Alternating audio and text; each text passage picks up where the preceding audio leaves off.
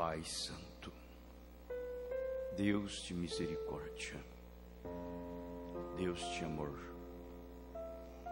em cuja presença nós encontramos, usufruindo desta tremenda vitória que o Senhor teve por nós no Calvário, para nos redimir, nos resgatar e nos trazer de volta, Senhor, a nossa fonte, a nossa forma de origem, nos tornando filhos e filhas de Deus. Pai Santo, dê-nos um bom tempo, tira-nos de cena, Senhor, o homem de circulação, e simplesmente o Senhor manifesta e projeta em nossas vidas, no nome do Teu Filho amado, o Senhor Jesus Cristo, é que nós te pedimos. Amém. Deus continue nos abençoando. Nós vamos se pôr de pés, por favor. Vamos ler as Escrituras.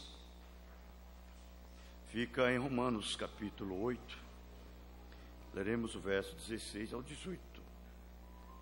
Romanos capítulo 8, verso 16 ao 18.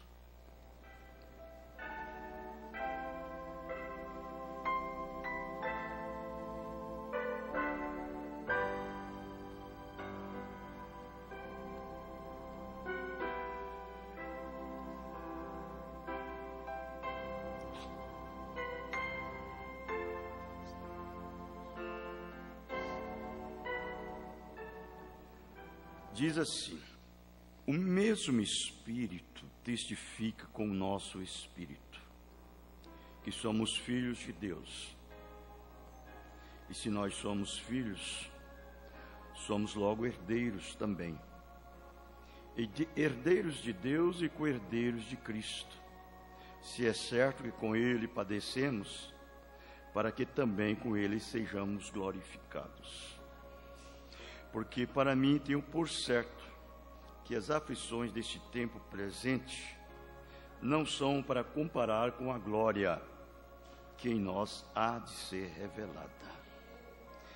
Amém. Que Deus abençoe a sua santa palavra e também com ela abençoe as nossas vidas, as nossas almas. Amém. Assentai-vos, irmãos, por favor.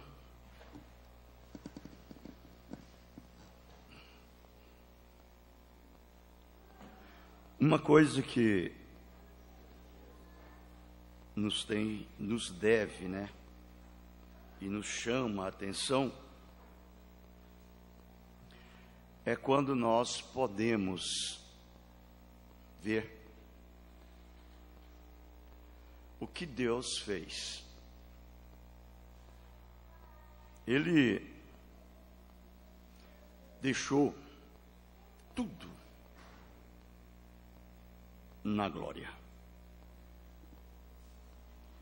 para poder simplesmente vir aqui no mundo, para poder redimir o homem. Nós vamos observar que Deus, Ele não teve nada que pudesse manter Ele lá, depois que Ele soube que o homem precisava de vida eterna, de salvação.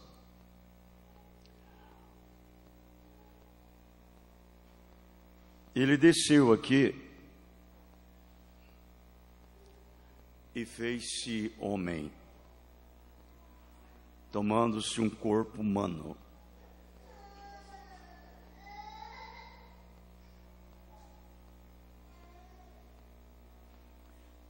Mombrana, ele disse que ele fez uma cabana aqui na terra. Ele fez uma casa aqui na terra para ele. deixou um trono rodeado de glória, todo o exército celestiais, todos os seus súditos, e veio aqui. O profeta disse que ele disse aos seus súditos: de hoje em diante vocês não vão viver aqui mais. E os seus súditos então lhes perguntaram: Senhor, meu rei, para onde tu vais? Ele disse: eu vou ficar no meio dos meus. Ele disse, e dele começou a tirar a sua coroa, colocar sobre a poltrona, tirar suas vestes reais e entrar nas vestes de camponês, de trabalhador. Ele disse, ele desceu, deixou tudo lá. Descer quer dizer se humilhar. É humilhar. Submeter os seus próprios direitos e fazer-se a pessoa mais pequena que poderia ser. Foi o que fez Deus. Mombrana disse que ele desceu da sua posição de Deus, o Espírito Eterno, e entrou num homem na imagem que foi feita à sua semelhança. Entrou na imagem que foi feita à sua semelhança. E depois da sua imagem que foi feita à semelhança, ele se fez homem. Simplesmente para poder reconciliar consigo de volta o que lhe pertencia. Olha, eu às vezes fico pensando e meditando sobre o que tem acontecido, o que está acontecendo conosco, no nosso meio, em nós. Você sabe que todo verdadeiro filho de Deus, parece que ele traz em si mesmo, um esporão.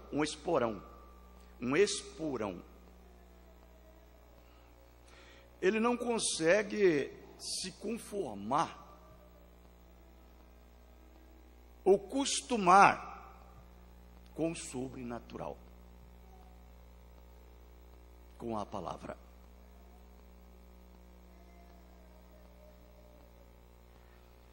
É algo dentro dele, ou nele, ou com ele, que de vez em quando está dando uma futucada. Isso é verdade. Correto? Há algo com ele, ou dentro dele, ou nele, que de vez em quando está dando uns beliscão.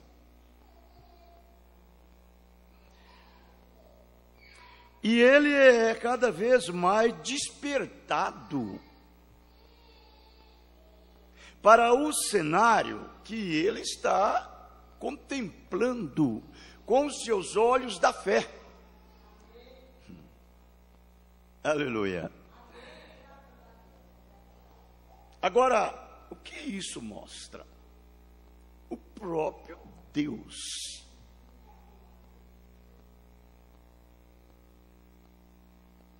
O Senhor Jesus Cristo, ele, quando estava aqui sendo o próprio Emanuel, Deus conosco,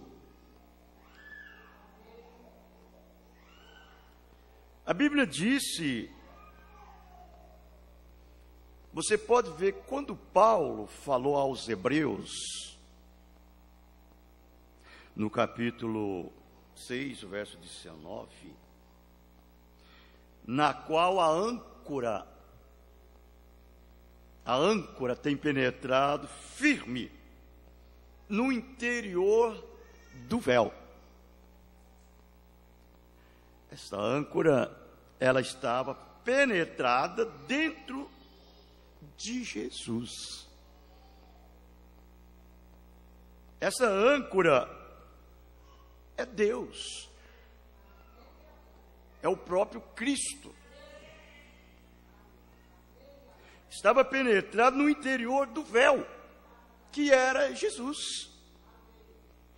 Mombrana, ele fala isso nessa mensagem, Hebreus, capítulo 6, terceira parte, parágrafo 105 e 106, ele diz, o véu, Deus desceu velado em carne,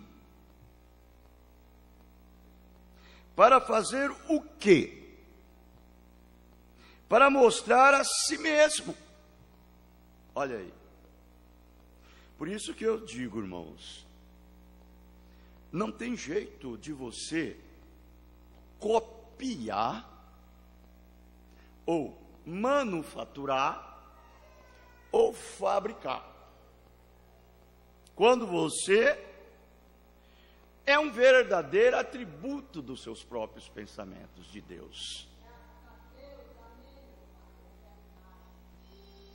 Porque do mesmo jeitinho que Deus desceu e fez-se entrando nesse véu chamado Jesus, o profeta diz, para que ele fez isto? Para mostrar a si mesmo. Agora, a quem? Aos incrédulos? Aos duvidosos? Não. Aos filhos. Aos seus atributos. Humildade, simplicidade não é para quem quer e nem para quem corre atrás ou busca.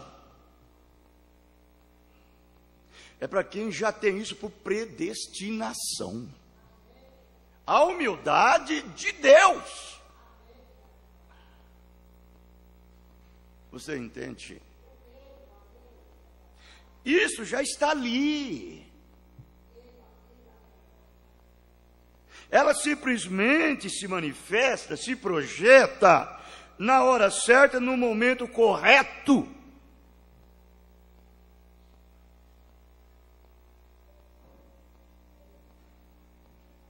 Aí ele diz, ele teve que esconder, porque nós não podíamos vê-lo.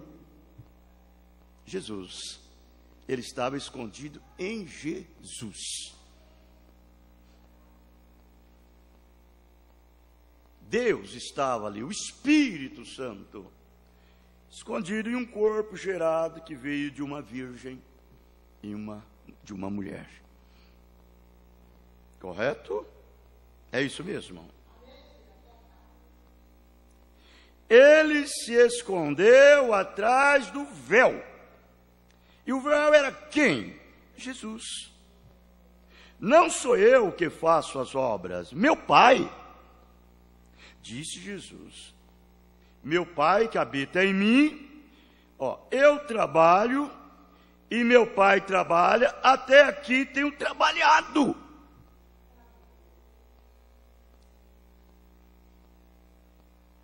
Aqui está ele como velado, andando em carne, Deus o Emanuel, Deus conosco, Deus estava em Cristo, reconciliando o mundo consigo mesmo. Aqui está ele andando por aí. Aleluia. Irmãos, é aquela coisa pela qual você tenta olhar e ver algo que vai causar um espetáculo público. que desperta a atenção das pessoas? Não. De jeito nenhum. Ele está nessa irmã humilde, ele está nesse irmão humilde, simples. Ele está naquela pessoa que tem ele como uma alta estimação, acima de qualquer coisa.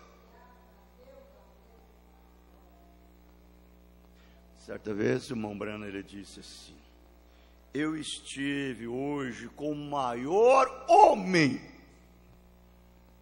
que eu já pude conversar com ele. Ele disse: ó Deus, deixa que esse homem ore por mim. Aí ele começou a dar a discriminação do homem. Ele disse: ele não tinha uma boa roupa para vestir. Ele não sabia nem assinar o seu nome. Ele não tinha nem sapato. Oh, mas como ele era um grande homem. O profeta disse: ali estava Deus, naquele homem. Mas ele era um homem, o irmão Branham disse, ele considerava a gente como muito maior do que ele.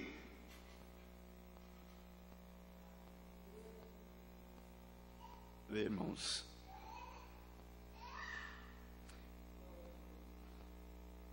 e ele disse: ó Deus, deixa que esse homem ore por mim.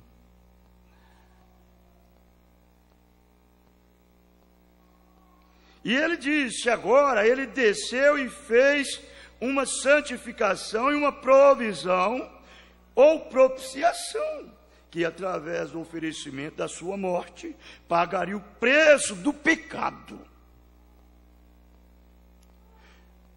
Eu não sei, não é uma pretensão que você tem de fazer nada com pretextos. É algo que você tem que ter por dentro. Aquilo tem que sair de você. Não é porque o pastor diz, não é porque o irmão fulano diz, não é porque a igreja diz. Não. Esta humildade, ela tem que nascer de dentro. Agora, esta humildade, irmãos, ela é a âncora que está velada no interior do véu da carne, que simplesmente se manifesta em torno, ou conciliando-se com a palavra. Essa é a humildade que tem com a palavra. Não é aquela humildade jactanciosa, orgulhosa, de ser isso, ser aquilo, não, mas de ter uma vida parecida com a vida de Jesus. Essa é a nossa maneira.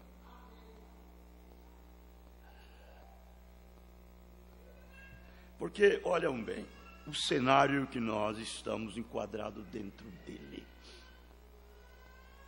Esse cenário é o cenário de Deus.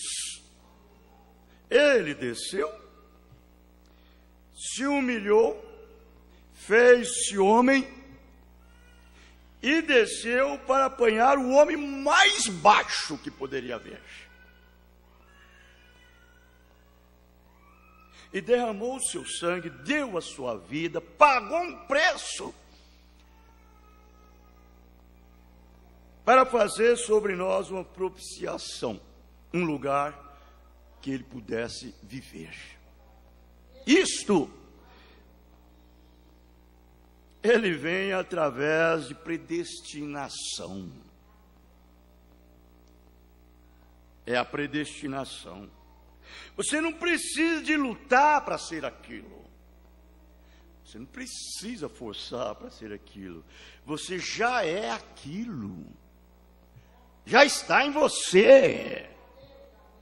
Quando você toma Deus em sua palavra, e o crê, e o aceita Ele como seu Salvador, aí então você se entrega por completo a Ele. Se rende a Ele e diz: Senhor, eu não sou apto para cuidar de mim, e nem dos meus negócios, que o Senhor cuida de mim e cuida dos meus cuidados.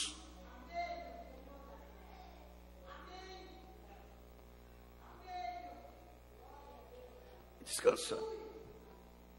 Descansa. Entrega nas mãos dele e deixa a coisa acontecer. Não é mesmo? Não me importa a situação. Irmão, não faça nada se Deus não dizer para você fazer.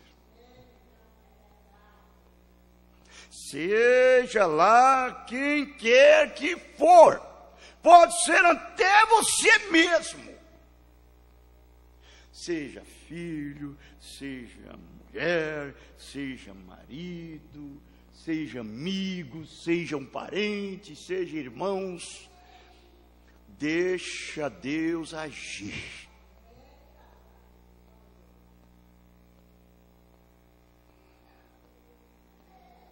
Esse véu que nós temos, que temos uma âncora no interior dele, esse véu é terrível. É você esse véu. Esse véu só atrapalha Deus.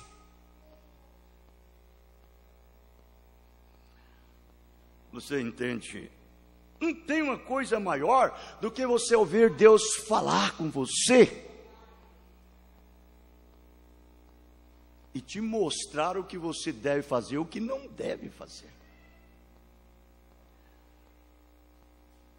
Não é uma emoção, não é uma sensação, não é um sentimentozinho, não é um arrepio, não, é uma ação em você mesmo.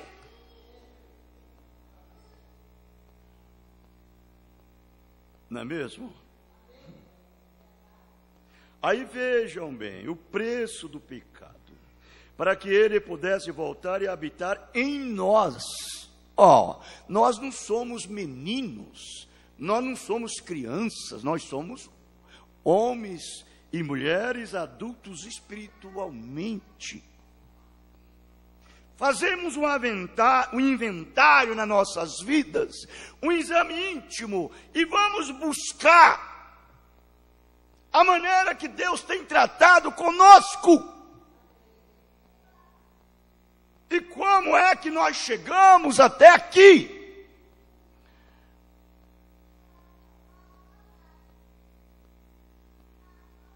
E vermos quantas armadilhas foi desarmada no nosso caminho, quantos obstáculos foram rompidos, quantas redes que foi armada para nós, Deus desarmou. Aleluia. Não é mesmo? E aí você sabe quem é você. Você sabe quem é você. Então, a fé que temos é uma fé velada.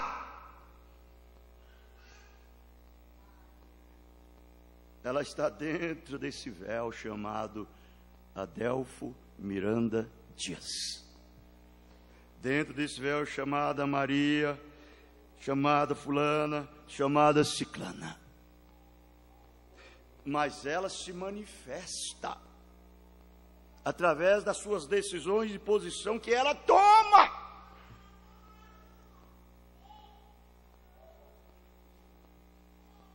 Porque a fé é uma revelação. A fé é uma visão. A fé, ela é um firme fundamento que está estabelecido no interior do seu véu. lá no homem de dentro. É uma rocha. Aonde você foi gerado, aonde você nasceu. Aleluia.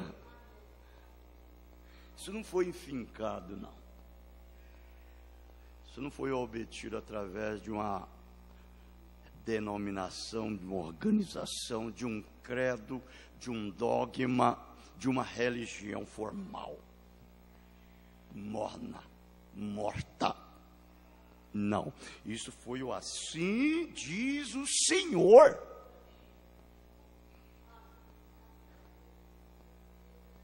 Então vejam, pessoa velada. Portanto, não olhamos nas coisas que vemos nesse véu. Aleluia. Esse véu de fora. Quando você fica olhando nesse véu, meu irmão, minha irmã, você não venceu nada ainda.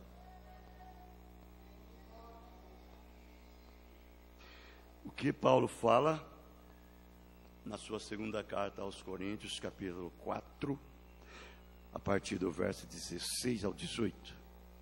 Ele diz: ainda que o nosso homem exterior se corrompa, contudo, o interior se renova de dia a dia. Porque nós não estamos atentando para as coisas que se vê, porque as coisas que se vê são temporais, mas para as coisas que não se vê, porque elas são eternas.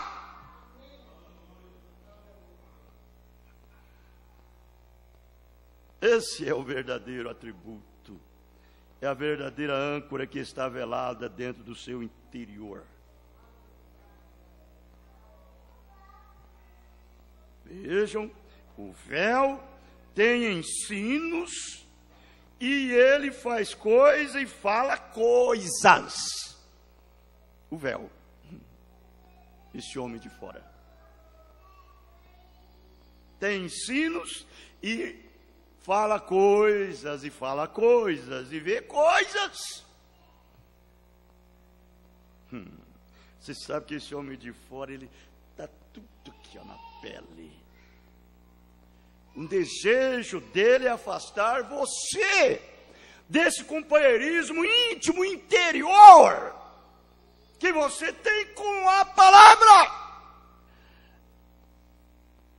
E sair por aí perambulando, andando para lá e para cá. Você entendeu?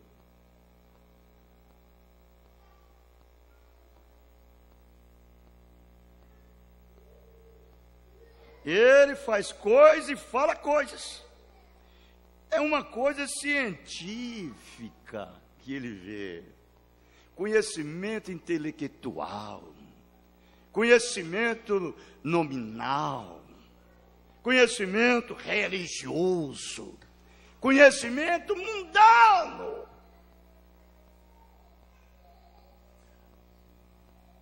Carnal. Ele não conhece as coisas do Espírito. Ele não pode ver. Essa âncora que mora no interior do seu véu, ela está separada do véu. Ela não está íntima com o véu. Por isso o véu não compreende ela.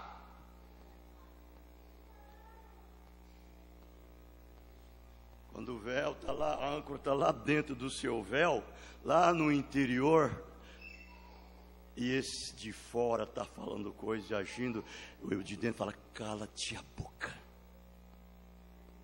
Você não sabe o que fala. Fica quieto. Mantenha-se aí. É desse jeito, irmãos. Eu tenho algo melhor. Eu tenho uma visão maior. Eu tenho uma profundidade maior. Esse é o de dentro. Ó, mas o Espírito do Deus vivo que habita aqui chama aquelas coisas que são e que eram como se não fosse. Se Deus disse assim, aí está o seu véu. E estamos dentro do véu. Quando nosso Senhor Jesus Cristo veio, era Deus conosco. Deus veio sofrer no meu lugar, sofrer no seu lugar, padeceu. Não foi isso? Padeceu no nosso lugar. Ele foi injuriado, ele foi caluniado, ele foi difamado, ele foi blasfemado, ele foi cuspido, foi chicoteado, pintaram e bordaram com ele. Ele não disse uma palavra. No finalzinho, quando tudo já estava prontinho, preparado, você sabe o que ele disse? Jesus falou essas coisas e, levantando os olhos ao céu, disse: Pai, é chegada a hora. Glorifica o teu filho, para que também o teu filho te glorifique a ti. Olha no finalzinho da jornada dele, aqui. E assim como lhe deste poder sobre toda a carne, para que dê a vida eterna a todos quantos lhe deste. E a vida eterna é esta: que conheçam a ti só por um único Deus verdadeiro e a Jesus Cristo a quem enviaste.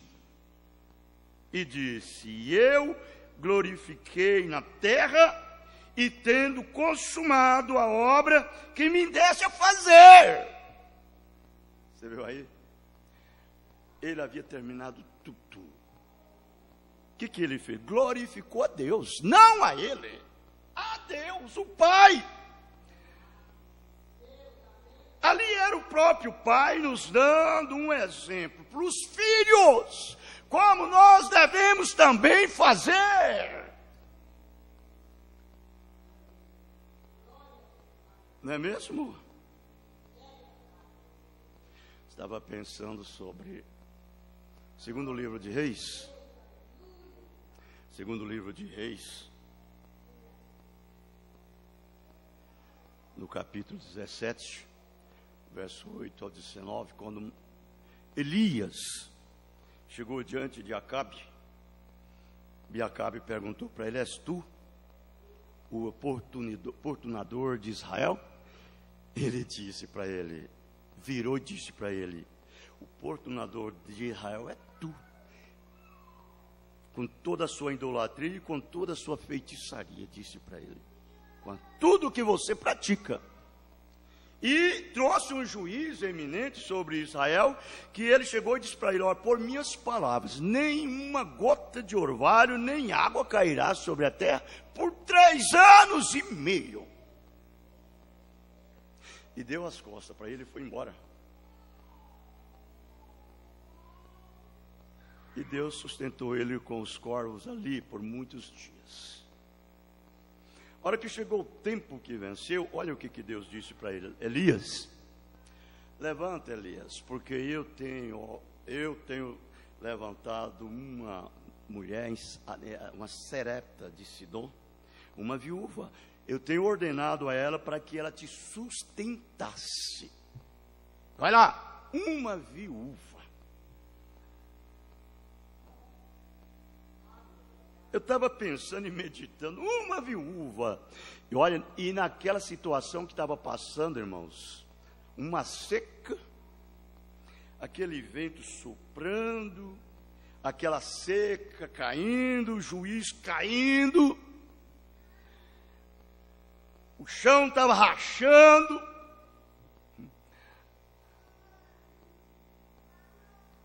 E Deus tinha mantido uma viúva ali em vida para sustentar o profeta. E ela não sabia. Ela não sabia que ela estava sendo. E ela orava direto. Ela orava direto porque a situação nela, na vida dela e no lar dela, na casa dela, estava agravando.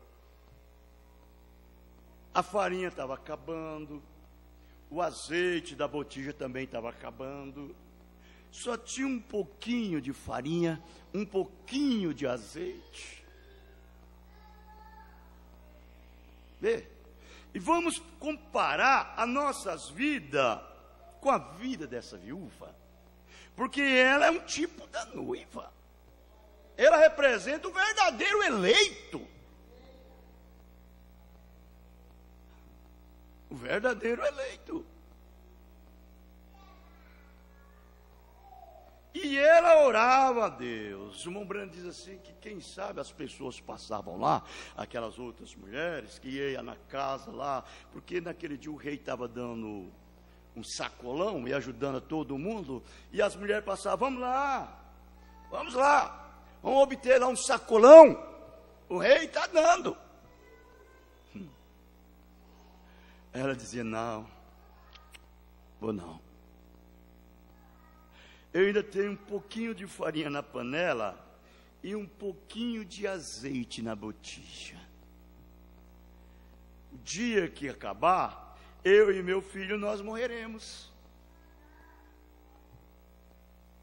Ela orava a Deus e orava a Deus, parece que Deus não estava ouvindo. E não sabia que a oração dela fazia uma pirâmide. Ela não sabia. E lá, já no finalzinho, já estava para ela chegar a morte, já estava lá dentro da casa dela.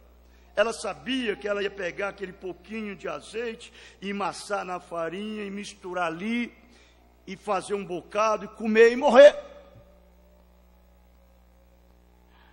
Aí ela sai lá fora, vai lá, pega 2 cavacos, quando ela acaba de entrar, bate na porta dela. Quando ela chega, um profeta corado, bochechudo. Ele estava sustentado pelos corvos, comia pão, comia alimento de manhã, comia meio-dia, comia uma refeição bem boa, né? Estava curado. Chegou e quando ela abriu, o que viu era o profeta. Ela não sabia que era ele. Aí ele disse para ela, rogo-te, me traz um copo d'água. Tudo bem. E ela estava com 2 cavacos na mão, ó. E foi lá. Quando ela foi para pegar lá o copo d'água, ele disse, eu rogo-te, junto com a água, me traz um bocado de pão. Olha aí. Agora a coisa ficou difícil. A água tudo bem, mas agora pão, eu só tenho um pouquinho de farinha na panela e um pouquinho de azeite na botija, e eu já tenho misturado isso daí, estou com os 2 cavacos na mão, vou fazer um fogo e vou fazer um bolo, eu e meu filho vai comer e morrer. Ele disse para ela, rogo-te, faça-o e traga para mim primeiro. Depois para o seu filho e depois para você. Para mim, primeiro. O profeta disse, o que é isso? Faça primeiro a vontade de Deus, depois a do seu filho, depois a sua. Primeiro Deus. Irmãos, vamos examinar nossas vidas, vamos ver se nós estamos fazendo isso mesmo, porque na verdade isso ficou escrito e registrado nas páginas sagradas da Bíblia, pelo Espírito Santo para nós. Para nós quem? Os crentes da Bíblia, não os incrédulos, não os duvidosos, não os manufaturados, não os fabricados, mas para os crentes da Bíblia.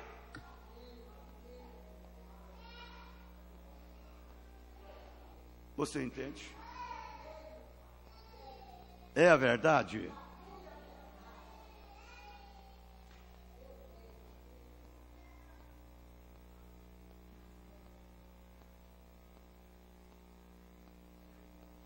Irmãos, quando ela decidiu obedecer, tudo mudou na casa dela.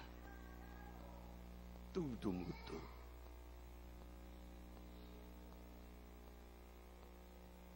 Mombrana disse que ela fazia o bolo hoje, eles comia ela, porque o profeta ficou morando na casa dela, na casa da viúva. Aleluia. Você já imaginou? Um profeta morar na tua casa? E o profeta não é o profeta, é Deus. É o Espírito Santo, é o ministério. Eu fico às vezes pensando, é algo sobrenatural. Será que o Espírito Santo pode morar na nossa casa? Será que Ele pode viver na nossa casa? Será que Ele pode sustentar cada um de nós?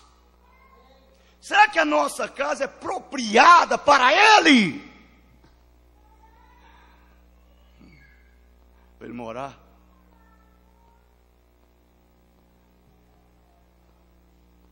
Ei, irmãos, será que nós não somos aquele tipo de pessoas crítico?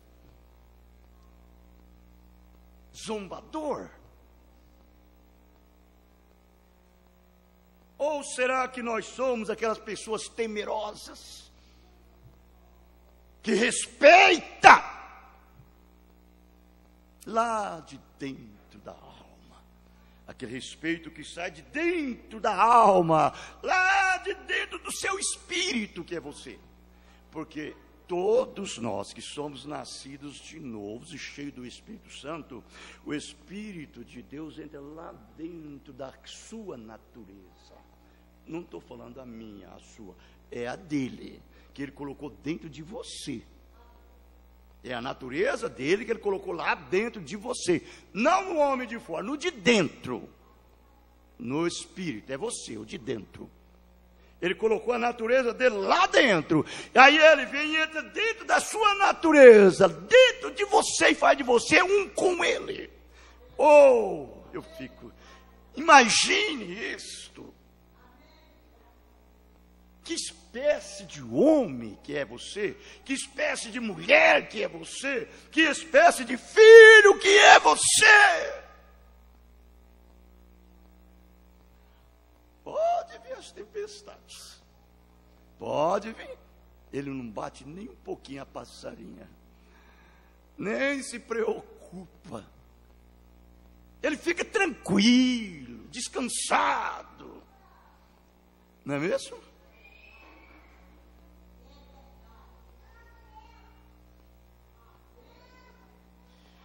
Essa mensagem seja certa. O profeta diz bem assim: possivelmente você tem perdido sua saúde, possivelmente você tem perdido o companheirismo. Tome a Deus e sua palavra e esteja certo de que Ele é Deus. E esses tempos de escuridão, que agora parece tão difícil, não lhe parecerão tão escuros, se você tão somente tomar sua palavra e estar certo que Ele é Deus.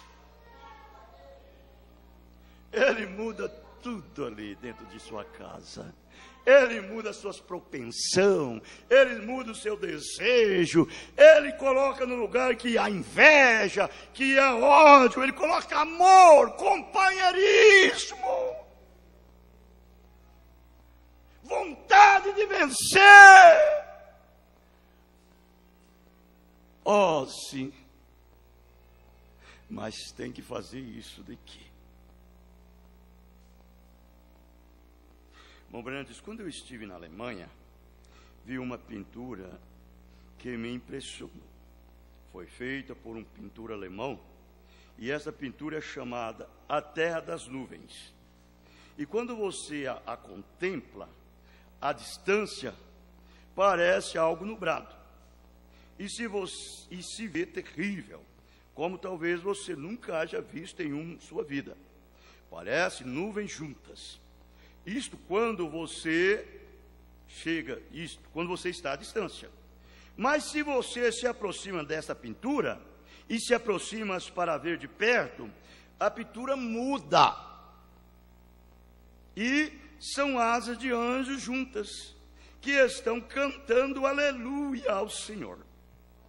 De modo que às vezes são assim os nossos problemas. Quando você os vê de longe, parece um cúmulo de nuvens escuras, mas tome a Deus em sua palavra e esteja certo de Deus, e se aproxime e verás que são outras coisas, se não bater de asas dos anjos juntos. Aí então você vai ver que tudo muda na sua vida, muda na sua casa, muda no seu lar, muda em tudo. Mas confia nele. Ela esteve mais ou menos na mesma posição de Abraão. Foi chamada a sacrificar tudo o que possuía. Teve que colocá-lo no altar do sacrifício. Possivelmente Deus está chamando a você para fazer a mesma coisa nesta manhã, eu digo nesta noite. A sacrificar sua maneira de viver. É o seu dia a dia. Ponha Deus em primeiro lugar. Oh, irmãos, que isso? Para que nós fomos chamados? Para que nós somos crente? Para que nós somos cristãos? É para servir a Deus, é para lhe adorar, dar a Ele o que Ele nos deu.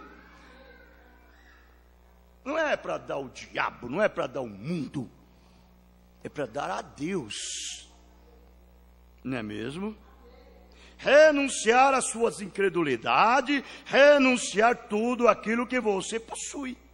E logo terá que tomar a farinha e o azeite e amassá-los para colocá-los no altar do sacrifício próprio.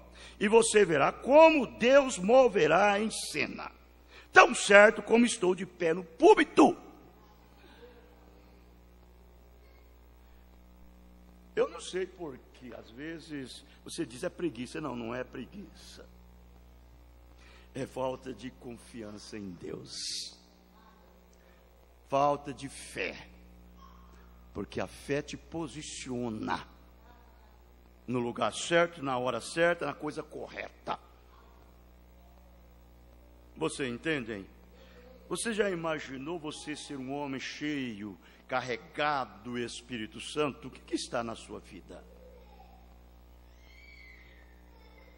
Eu vou pular aqui e vou encerrar com isso daqui. Dentro de você, esse véu de carne aí. Imaginou esse espírito novo aí dentro de você? Você é uma nova criatura. Você não conhece o que é enfado, você não conhece o que é cansaço. Quando você chega cansado em casa e diz, sabe, hoje eu não vou na igreja não, eu estou tão cansado, Jesus diz para você, eu sou o teu descanso. Ah, mas eu estou tão enfadado, Jesus diz para você, eu sou o seu estímulo. Ah, mas eu estou tão fraco, eu sou a sua força. Eu sou o seu vigor. Tudo muda. É para isso que ele habita do seu véu. Lá na âncora, a âncora lá no interior do seu véu. Lá dentro. É para essas coisas. É para não permitir esse véu carnal possuir você.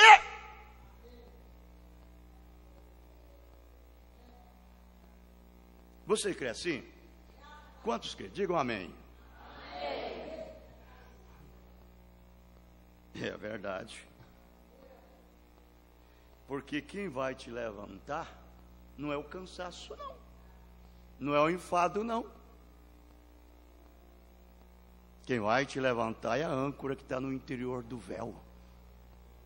Se ela não tem uma capacidade, uma condição de levantar você e posicionar ali no lugar onde você deve estar hoje, você acha que ela vai ter naquele dia?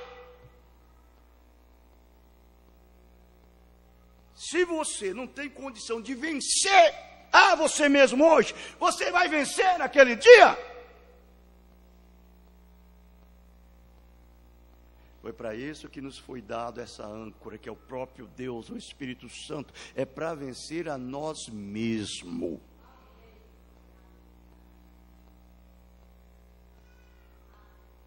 Olha, agora, no parágrafo 107 ao 109, ao 110, essa mensagem, Hebreus capítulo 6, terceira parte, ele diz: agora um dia ele levantará esse véu, e não nascido de uma mulher, através do desejo sexual do homem e da mulher, mas através da vontade de Deus, ele falará e acontecerá. E então teremos um corpo como seu próprio glorioso corpo, e estaremos velados para então podermos falar um com o outro, e apertamos a mão um do outro. Isso é lá naquele dia,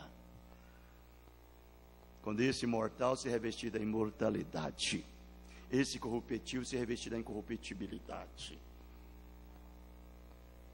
É esse corpo físico glorioso ser transformado, esse corpo mortal, corruptível, se transformado em um corpo físico e glorioso. E agora, quando partimos daqui, há um tabernáculo, uma teofania, apenas a imagem de um homem, que não come, não bebe, não dorme, acordado para sempre. É para aí que vamos. Mas eles estão esperando debaixo do altar, clamando: Senhor, por quanto tempo nós vamos ficar aqui? Isso são os cristãos, os nossos seres queridos que já estão lá, nesse corpo teofânico. E eles estão clamando: Senhor, até quanto tempo nós vamos ficar nesse corpo? Como nós, que é os verdadeiros filhos, clamam e gemem nesse corpo também. Há um gemido. Aqueles que têm as primícias do Espírito Santo gemem dentro dele com um gemido inexprimido, com a vontade de ser livre dessa corrupção, como eles estão lá clamando. Por quanto tempo? Para voltar, porque eles querem estreitar as mãos uns dos outros, eles querem se assentar e comer e conversar um com o outro. Eles são humanos. Bendito seja o nome do Senhor. Amém? São homens, são humanos. Quando Deus fez o homem em sua própria imagem, no princípio, ele o fez assim. Ele tinha companheirismo com o outro, porque ele conhecia um ao outro. E nós gostamos das coisas que Deus fez para nós. Você gosta? Porque fomos feitos assim. E na sua grande vinda, aqueles que estiverem prontos, não estiver parafusado nas coisas do mundo aqui, né? Agarrado. Porque quando vir, o nosso Senhor Jesus Cristo vai ser aquele grande imã que vai passar e pegar todos. Aqueles que não estão parafusados, que têm o mesmo magnético que ele tem. Você entendeu? Vejam. Porque fomos feitos assim, e na sua grande vinda, aqueles que estiverem prontos, ficarão assim para sempre, imortais. Teremos a sua semelhança. O bendito e seja aquele homem, aquele nome de Cristo. Hoje nós fomos salvos. É real a nossa salvação. Ela não é uma coisa mística, ela não é um pensamento, não é uma imaginação. Eu imagino que sou salvo, eu tenho um pensamento que sou salvo. Não é bem assim. Ela é real. O irmão Brando disse que ela é real. Certo? Ele disse, agora nós temos a realidade da nossa salvação. Enquanto aceitamos como nosso Salvador pessoal, como nosso curador, todas essas outras recompensas que nós temos são os dividendos que são pagos da apólice de seguro. Amém? Você sabe o que é uma apólice de seguro? Você pode receber dividendos ali até chegar ao valor principal, ou digo, nominal. Com certeza, você pode receber dividendos, e estamos recebendo dividendos agora. É um dever nosso, é um direito que nos pertence. Deus nos deu por meio dessa apólice de seguro que Ele deu para nós, que é o quê? A vida eterna. E através disso daí nós obtivemos tudo. Tudo é nosso. Tudo nos pertence. A cura divina é nossa. Tudo é nosso. E o que nós temos que fazer? É investir. Vamos investir, vamos investir. Não é mesmo? Com certeza, você pode receber dividendos. E estamos recebendo dividendos agora. Apenas uma coisa, tão logo que recebemos os dividendos, a remuneração é formada novamente. Aí um dia desse, este que é mortal se revestirá da imortalidade. Não é o que disse o apóstolo São Paulo na sua primeira carta aos Tessalonicenses? Capítulo 4, a partir do verso 13. Não quero, irmãos meus, que sejais ignorantes acerca dos que já dormem, para que não entristeçais em vossos corações como aqueles que não têm esperança de vida eterna. Mas se cremos que o nosso Senhor Jesus Cristo, Deus ressuscitou dentre os mortos, também aqueles que dormem em Cristo Jesus, Deus trará de volta com Ele. Não foi o que Ele disse? Digamos isto pela palavra de Deus. Nós, os que estamos nesse corpo, não precederemos os que dormem. Ou seja, estruvaremos. Mas o mesmo Senhor descerá do céu com alarido, a voz de arcanjo e com a trombeta de Deus.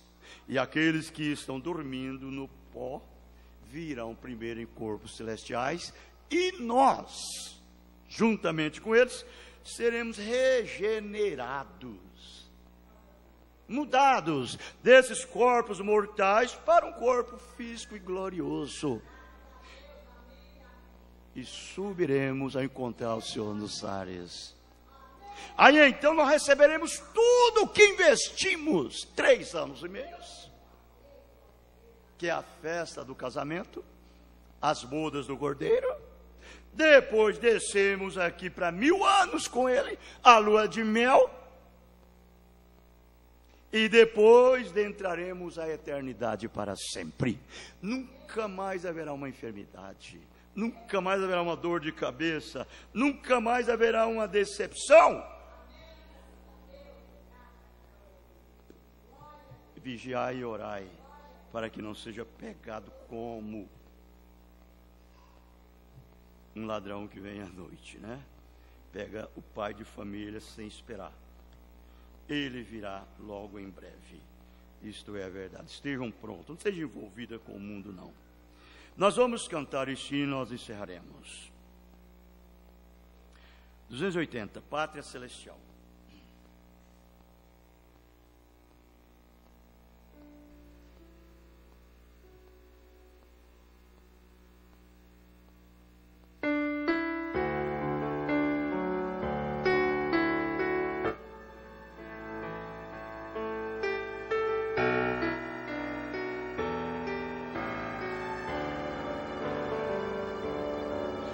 Pátria minha, por ti suspiro, quando no teu bom descanso cheguei. Os patriarcas de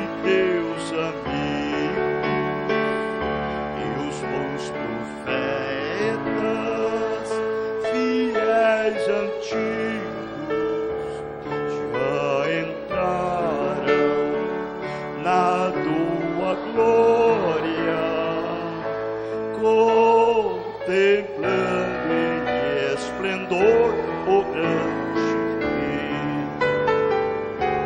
Os remidos tão perseguidos pelo sangue já venceram o dragão. Por Cristo são mais que vencedores, e agora cantam os seus louvores. Pátria Santa, desejo ver-te, ver com Cristo a redimida multidão. Ao rio das águas vivas, sai do trono do Cordeiro e do Senhor.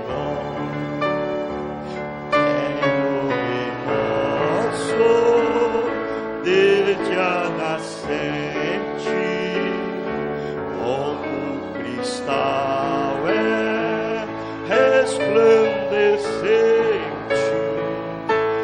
pela margem daquele rio andam os reis como Salvador. Não há pranto na minha pátria, nela nunca se dará separação. Ali o trono de Deus descansa, ali teremos real bonança. Os remidos da minha pátria, com Jesus eternamente reinarão.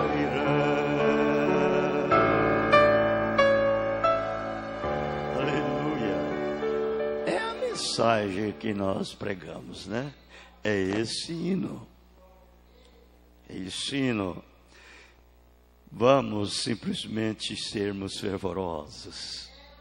Como você é fervoroso nas suas coisas para fazer, seja fervoroso nas de Deus, mais ainda. Aleluia. Amém? Oh. Faz uma análise no seu trabalho, como que você trabalha. E compara como você faz com o trabalho de Deus. Compare. A força de vontade que você tem no seu trabalho, compare com a força de vontade que você tem para fazer no de Deus. E vê se é. Ela não pode nem empatar, ela tem que ser mais. A de Deus é mais. Porque primeiro busca o reino de Deus e a sua justiça. E as outras coisas então será acrescentada. Para mim primeiro, depois para o seu filho, depois para você. Isso são secundários. Qual é que nós estamos pondo primeiro? Eu lhes garantirei absolutamente, Ele é o mesmo ontem, hoje, eternamente. Como Ele foi com a viúva, Ele é com essa viúva hoje. Ela foi uma viúva? Ela era uma viúva? Era. Você também é uma viúva. Comparando-se à noiva. É uma viúva. O seu primeiro marido morreu. Você sabia disso? Seu primeiro marido que te dominava, que te governava, o seu cabeça, morreu. O velho eu, a velha natureza. Você não deu para ele uma carta de divórcio, não. Você tem um atestado de óbito. Aleluia, não é mesmo?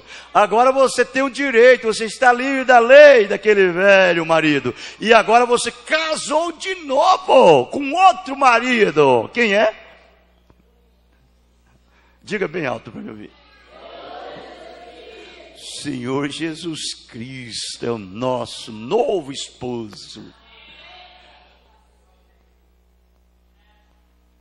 Agora esse velho, deixa para lá. Agora você tem que fazer a vontade dele. É ele que prometeu para você. Não se turbe o vosso coração. Crede em Deus, crede também em mim. Na casa de meu pai há muitas moradas.